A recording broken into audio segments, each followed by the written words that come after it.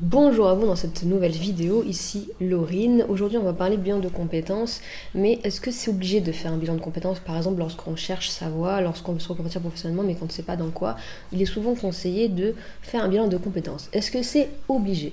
Je vais donner mon avis dans cette vidéo à propos de cette question.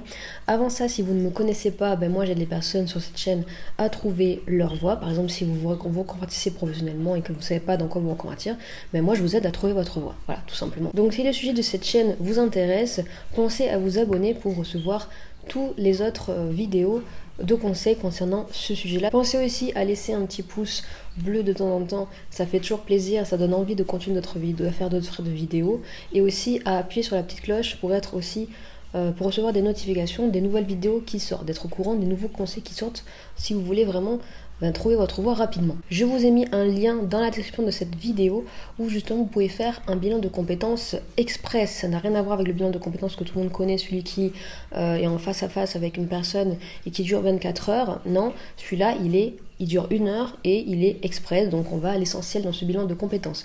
Donc il est totalement offert, d'accord? Donc si vous voulez accéder à ce bilan de compétences totalement offert, c'est un atelier, d'accord, que je vous propose, pour vous inscrire, vous cliquez sur le lien, encore une fois, qu'il y a sous cette vidéo.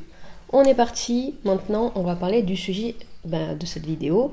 Est-ce que c'est obligé de faire un bilan de compétences? Ma réponse elle est simple, c'est non. Non.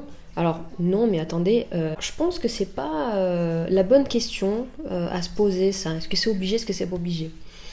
Si vous avez dit à quelqu'un que vous étiez un petit peu perdu dans votre situation professionnelle, vous avez envie de changer de métier, mais vous savez pas trop dans quoi, et donc cette personne-là, à qui vous en avez parlé, elle vous a peut-être suggéré de faire un bilan de compétences, d'accord?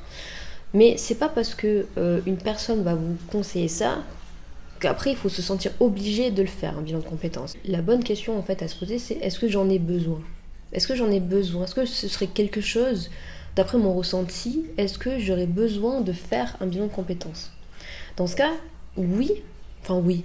Non, l'obligation n'est toujours pas là, d'accord? Mais je veux dire, ça dépend en fait de vous, de comment vous vous sentez. Par exemple, si ça fait pas des mois que vous recherchez votre voie, vous n'arrivez pas à trouver les réponses, c'est toujours autant flou devant vous, vous ne savez pas où chercher exactement. Voilà, c'est un petit peu le fouillis là dans votre tête.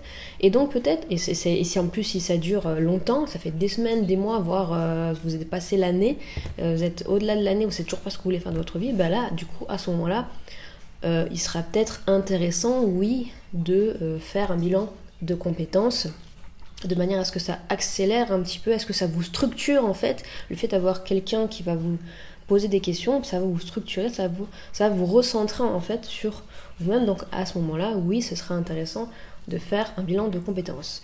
Mais ce n'est pas obligé, c'est juste est-ce que vous le ressentez. Par contre, à l'inverse, si vous êtes du genre à vous débrouiller seul ou parce que vous sentez que dans vos recherches tout va bien, vous vous sentez avancer tout simplement, là non, il y aura pas. Si vous sentez pas en fait le besoin de le faire, non, il n'y a pas besoin de le faire. C'est pas obligé de faire un bilan de compétences, d'accord? Aussi, il faut savoir que le bilan de compétences, c'est quelque chose d'assez contraignant.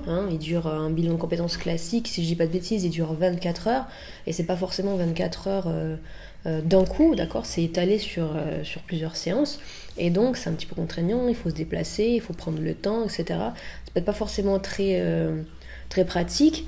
Donc on n'a pas forcément peut-être envie de subir, on va dire, ça, en termes d'organisation, c'est peut-être un peu trop, c'est très contraignant pour nous. Donc dans ce cas-là, il y a des personnes qui vont choisir de chercher à leur manière sur Internet, en trouvant des conseils sur les blogs, etc.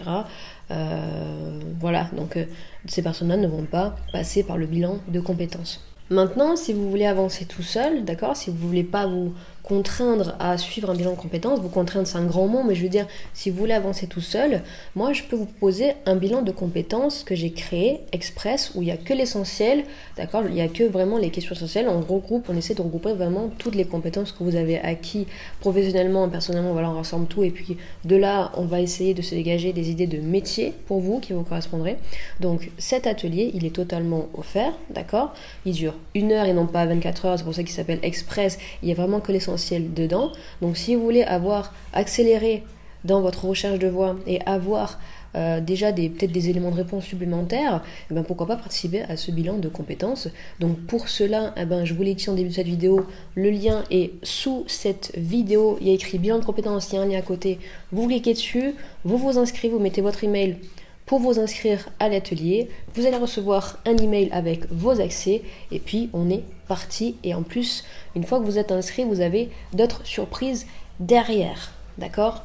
Plus de conseils pour trouver votre voie et trouver la voie professionnelle qui vous correspond. On se retrouve de l'autre côté dans l'atelier ou sinon on se dit à bientôt dans une prochaine vidéo sur la chaîne YouTube. Prenez soin de vous, salut!